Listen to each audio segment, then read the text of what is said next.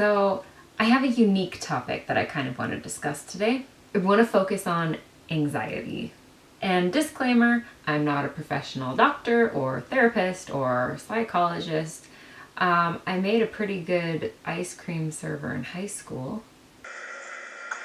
Oh, dang! So those are my credentials.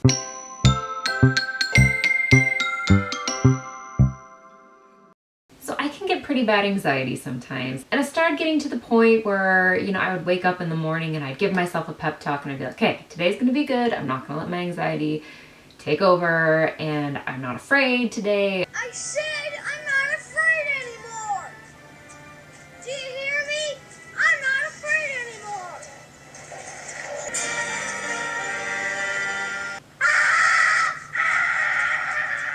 So, I kind of wanted to work on that a little bit. I know that anxiety has many different forms and varieties. I just want to talk about mine specifically, and maybe someone can relate to my cuckoo brain thoughts and the things that I'm afraid of.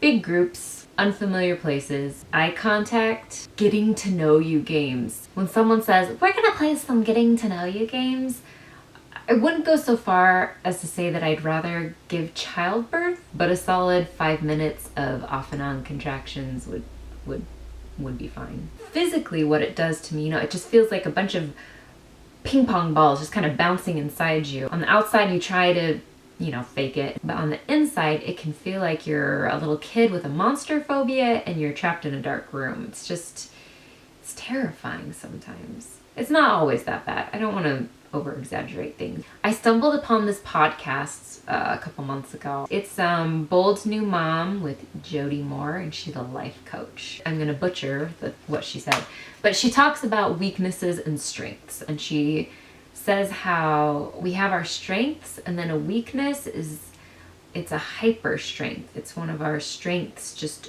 really out of control amplified. And it makes sense because I'm a crazy people pleaser. I want people to be happy. I don't like it when people are sad. So a strength could be considered caring about other people and what they think, but then it turns into a hyper strength where I care so much about what people think that I go crazy. In my mind, I'm just constantly thinking, what are people thinking? What are people thinking of me? Am I upsetting people? Are people approving of me? And it's just that really unhealthy voice in my head that's just drilling on me to be perfect and to be flawless.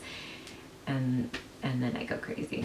So we're told in the scriptures that we have weaknesses so that we can have humility, which is good. But then those weaknesses can be turned to strength with the help of the Lord. I was praying what to do about this weakness of mine, and I received a really strange answer. I had one word come to my mind, and it was forgive.